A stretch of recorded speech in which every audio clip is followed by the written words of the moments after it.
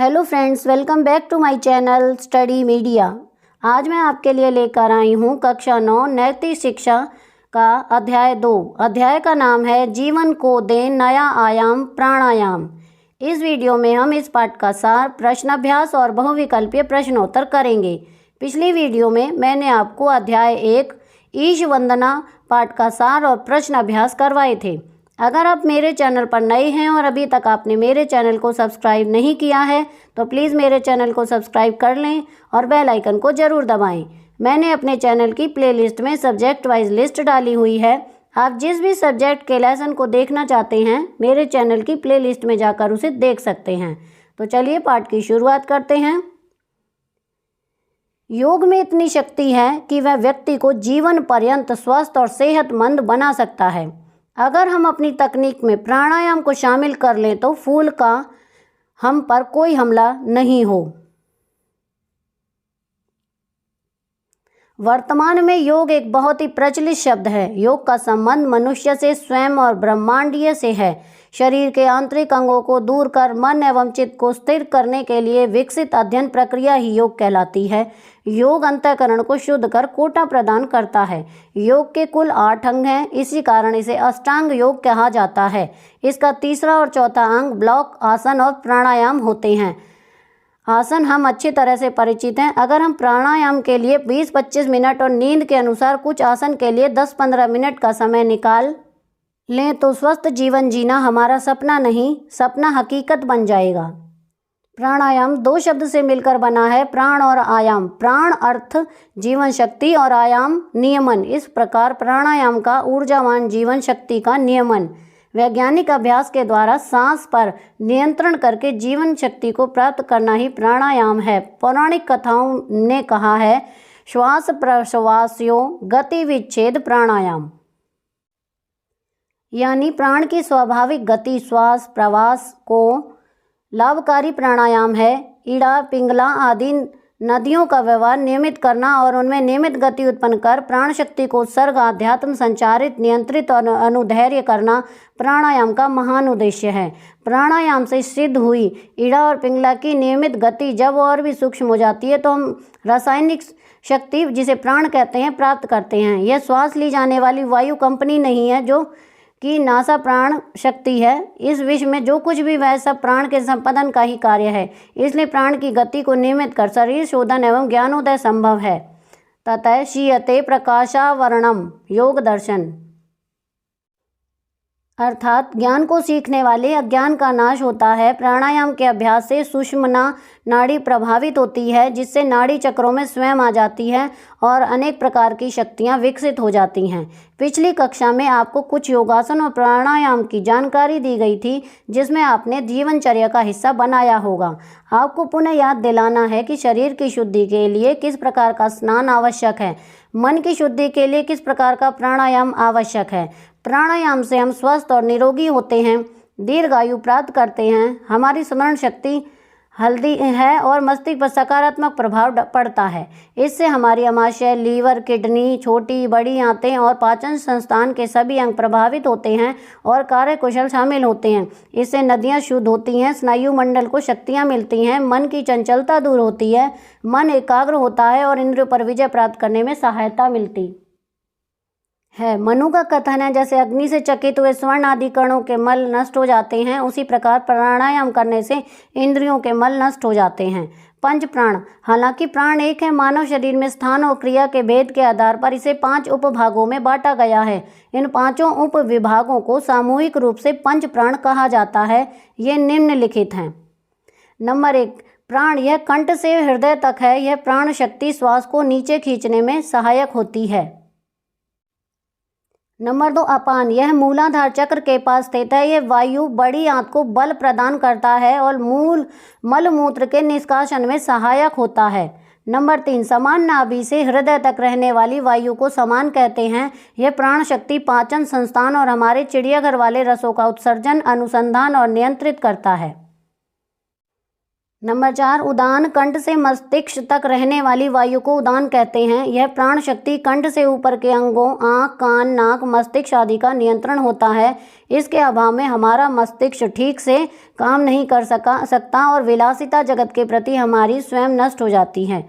Number 5, व्यान। यह वह प्राण शक्ति है जो संपूर्ण शरीर में व्याप्त है।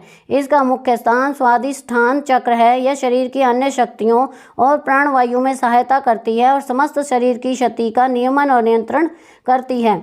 हम नाक के बाएं और दाएं छिद्रों द्वारा श्वास प्रवास की क्रियाएं करते हैं। नथुने का प्राण प्रवाह सूर्य नाड़ी और बाएं नथुने का प्राण प्रवाह चंद्र नाड़ी से होता है। ये दोनों प्राण प्रवाह मिलकर जो तीसरा प्राण प्रवाह करते हैं उसे सुषुम्ना नाड़ी कहते हैं। प्राणायाम में श्वास की 3 क्रियाएं होती हैं। नंबर 1, अर्थात श्वास को सुव्यवस्थित करना। नंबर 2, रेचक का अर्थ है श्वास को बाहर निकालना तथा नंबर 3, कुंभक का अर्थ है श्वास को इलेक्ट्रॉनिक्स या बाहरी लाभ।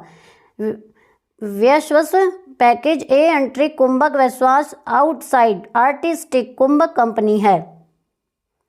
इस दौरान लंबाई बढ़ाने वाले 3 बंधनों को भी जानना जरूरी है। नंबर 1, जालंधर बंद थोड़ी को दिल से 4 अंगुल ऊपर कंठकूप में इंग्लैंड से लगता है। नंबर 2, उड़ियन बंद श्वास को बाहरी पेट को खींचने से लगता है। नंबर 3, मूल बैंड को ऊपर की ओर सिकोड़ने से लगता है। जरूरी बातें। प्राणायाम से शरीर के किसी भी हिस्से में समय रहते तनाव नहीं रहता है। दोनों हाथ दस्तावेजों पर ज्ञान मुद्रा की स्थिति में रखना चाहिए। इसे निर्धारित करने में पूर्व धीमी गति से सांस को स्वाभाविक रूप से लेकर समझ शांत रहें। शरीर को उभार कर लें और चारों ओर से विचारों को बढ़ावा दें। मन को एकाग्र कर लें। इसे शक्ति व स्थिरता के अनुसार ही करना चाहिए, अधिक तथा उपभोक्ता रूप से नहीं। प्रातःकाल खाली पेट प्राणायाम करना अधिक उपयुक्त है। इससे समय ऋतु का ध्यान केंद्रित किया जाता है। जैसे समुद्र में भस्त्रिका सूर्य भेदन का अभ्यास न करें तथा समुद्र में शीतली एवं शीतकारी प्राणायामों का अभ्यास न करें। यह 2 प्राणायामों का पालन करना आपके लिए अभी तय नहीं है, तो आइए इसके बारे में यह भी जानें कि आपने योग अभ्यास का हिस्सा कैसे बनाएं। नंबर 1, कपालभाति प्राणायाम। कपाल अर्थात मस्तिष्क का अग्रभाग और भाति अर्थात तेज। कपालभाति प्राणायाम लगातार करने से चेहरे का लावण्य बढ़ता है। इसके लिए सुखासन, सिद्धासन, पद्मासन या वज्रासन में बैठें। इसमें केवल सांस को बाहर की ओर दर्शाया गया है। सांस को बाहर की ओर देखने का समय पेट को भूमिगत करने की दिशा में खोजें। इस प्राणायाम में सांस लेने का प्रयास करें, केवल रेचक को जोर लगाना। 2 सांसों के बीच सांस अपने आप को ठंडा कर दिया जाएगा। यह प्राणायाम पहले 15 से 20 बार करें, फिर शक्ति के अनुसार अभ्यास बढ़ाएं। एक बार भी कपालभाति करें। अंत में अंतिम कुंभक करते हुए मूल, उड़िया और जालंधर बंद के लिए कुछ क्षण लग सकते हैं।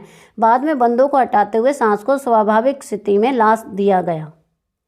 कपालभाति के लाभ। कपालभाति प्राणायाम से रक्त की प्रबलता होती है और शरीर की सुंदरता बढ़ती है। थायराइड की समस्या खत्म हो जाती है। संपूर्ण पाचन तंत्र स्वस्थ होता है। बाल और त्वचा की कोई समस्या हो तो वह खत्म हो जाती है। एलर्जी की समस्या खत्म हो जाती है। शरीर में स्वतः कैल्शियम और हीमोग्लोबिन बनना प्रतीत होता है। आँख और दांतों की भी सभी समस्याएं खत्म हो जाती हैं और किडनी भी साफ हो जाती है। मूलाधार चक्र जागृत होता है। नंबर 2, सूर्य भेदन प्राणायाम। पद्मासन में दाएं हाथ की दोनों उंगलियों को बीच में रखते हुए तीसरी उंगली से बाईं ओर की नासिका को बंद कर लें। फिर अंतिम सांस लें। वैश्वीकरण से अंतिम संकेत भी बंद कर लें और अप्राकृतिक कुंभक करें। 3 बंधन भी लगें। पहले उड़ियान, फिर जालंधर और मूल अमेरिकी अखबारों से जल्दी से जोरों से सांस लेने से बाहर निकलें। इस प्राणायाम की विशेषता यह है कि केवल नासांद रंध्र से ही श्वास प्रवास की क्रिया होती है। आंतरिक कुंभक का अभ्यास बढ़ाया जा सकता है। इस प्राणायाम में ध्यान का केंद्र नाभि चक्र बना रहे। सूर्य भेदन के लाभ। यह शरीर में ताप पैदा करता है और रक्त का शोधन करता है। रक्त में लाल कण को पुनः प्राप्त किया जा सकता है। मन को स्वस्थ रखता है। पेट और आंतों के रोग दूर होते हैं। नियमित अभ्यास कुष्ठ रोगों में प्रतिद्वंदी है। पिंगला नाड़ी का भेद मस्तिष्क की शक्ति को जगाता है। अब हम इस पाठ के प्रश्न अभ्यास करेंगे। पहला प्रश्न है, प्राणायाम से क्या अभिप्राय है? उत्तर, प्राणायाम 2 शब्दों से मिलकर बना है, प्राण और आयाम। प्राण अर्थात जीवन शक्ति और आयाम अर्थात नियमन। इस प्रकार प्राणायाम का तात्पर्य हुआ जीवन शक्ति का नियमन। निरंतर अभ्यास के द्वारा सांस पर नियंत्रण करके जीवन शक्ति को बढ़ाना ही प्राणायाम है। नंबर 2, योग के अंतर्गत आसन व प्राणायाम का क्या स्थान है? उत्तर, योग के कुल 8 अंग हैं, इसी कारण इसे अष्टांग योग कहा जाता है। इसका तीसरा और चौथा अंग क्रमशः आसन और प्राणायाम होते हैं। अगर हम प्राणायाम के लिए 20 से 25 मिनट और अपनी ज़रूरत के अनुसार कुछ आसनों के लिए 10 से 15 मिनट समय निकाल लें तो स्वस्थ जीवन जीना हमारा स्वप्न नहीं अपितु यथार्थ बन जाए। प्रश्न 3, यौगिक क्रियाएं हमें किस प्रकार असीम आनंद प्रदान करती हैं? उत्तर, शरीर के आंतरिक विकारों को दूर कर मन एवं चित्त को स्थिर करने के लिए विकसित यौगिक प्रक्रिया को ही योग कहते हैं। योग अंतःकरण को शुद्ध कर असीम आनंद प्रदान करता है। प्रश्न 4, प्राणायाम करते समय किन सावधानियों की आवश्यकता है? उत्तर, प्राणायाम करते समय हमें निम्नलिखित सावधानियां बरतनी चाहिए। प्राणायाम करते समय शरीर के किसी भी हिस्से में तनाव नहीं रहना चाहिए। दोनों हाथ दोनों घुटनों पर ज्ञान मुद्रा की स्थिति पर रखने चाहिए। इसे प्रारंभ करने से पूर्व थोड़ी देर श्वास को स्वाभाविक रूप से लेकर सम व शांत करें। शरीर को ढीला कर लें व चारों ओर से विचारों को हटाकर मन को एकाग्र कर लें।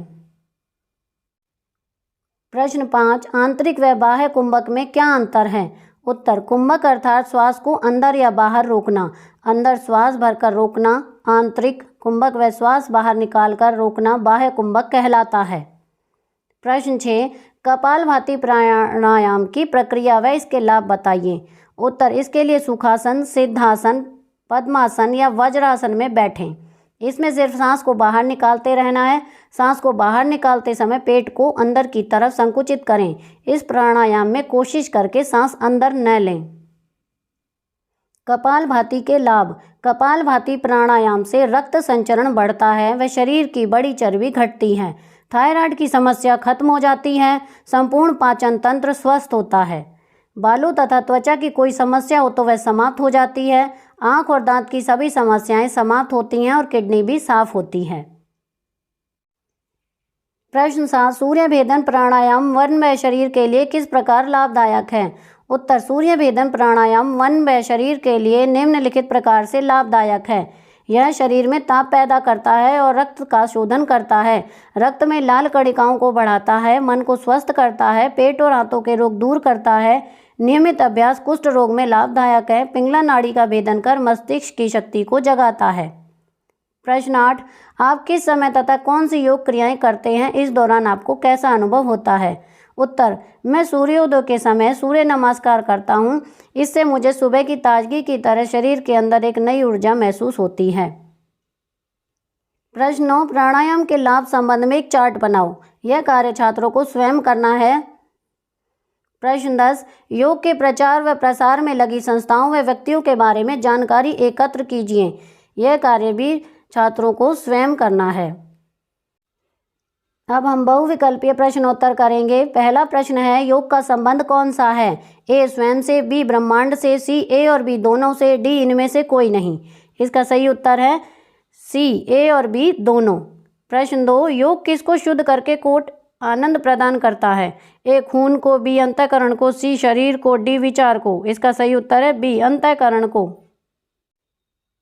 प्रश्न 3, योग के कुल कितने अंग हैं? ए 2, बी 4, सी 6, डी 8। इसका सही उत्तर है डी 8। प्रश्न 4, योग के तीसरे अंग का क्या नाम है? ए आसन, बी प्राणायाम, सी अष्टांग योग, डी ऊंचा आसन। इसका सही उत्तर है ए आसन।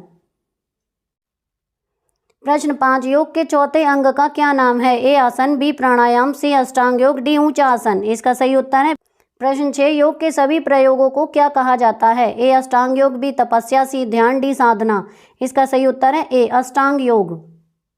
प्रश्न 7, प्राणायाम शब्द कितने बोलों से मिलकर बना है? ए 1, बी 2, सी 3, डी 4। इसका सही उत्तर है बी 2।